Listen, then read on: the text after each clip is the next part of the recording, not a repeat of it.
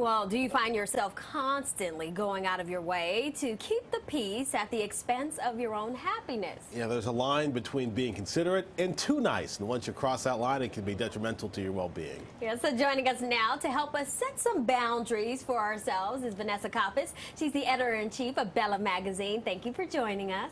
Thank you so much for having me, guys. All right, so Vanessa, most people want to be considerate of other people's feelings, but at what point are you being too nice versus being polite?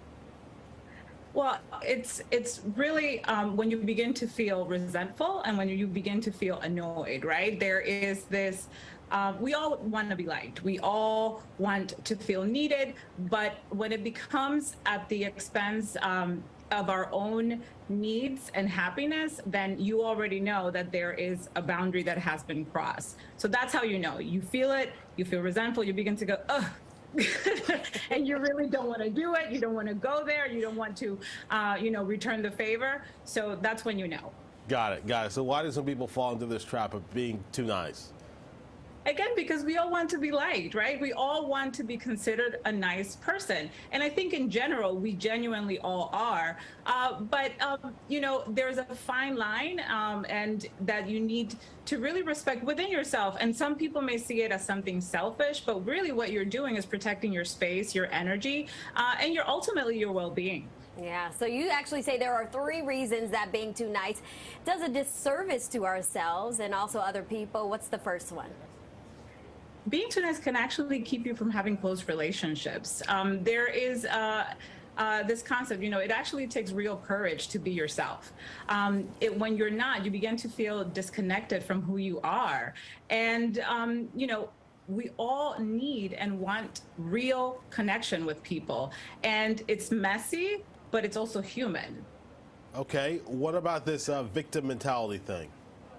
I know we've all heard about people keeping receipts, right? It begins with, oh my God, I always do this for this person and I always do that. And I did X, Y, Z. And quite honestly, who wants to live that way, right? It leaves you feeling like you're being ripped off in a way. And honestly, the only person who is responsible for those feelings is yourself. So that's when you need to begin to set clear boundaries between yourself and others so that you don't begin to feel that resentment about someone who's always asking you to do something for them. Okay, so lastly, you say we become strangers to ourselves. How so, and what do you mean by that? Well, it's not always about you, right? But it's always not about you as well. So this is where self-care comes in, self-love, again, protection of your energy, your space. And honestly, who doesn't want to get to know their real selves, right? And act in ways and express their feelings and their opinions, their likes, their needs, their wants, as we all should.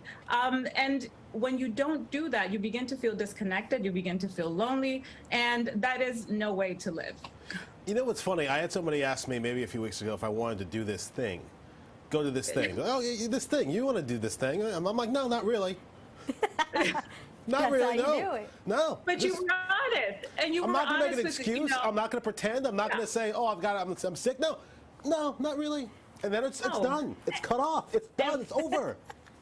And we need to remember that no is a complete sentence. You don't really need to give an explanation. If you don't feel like doing it, if you don't want to, it's okay to say no. It's okay. Keeping it real with Corey. That's our next segment. All right, Vanessa, thank you so much for joining us today. My absolute pleasure. Thank you so much for having me. To see more of Vanessa's tips, you can follow her on Instagram at Vanessa Coppes.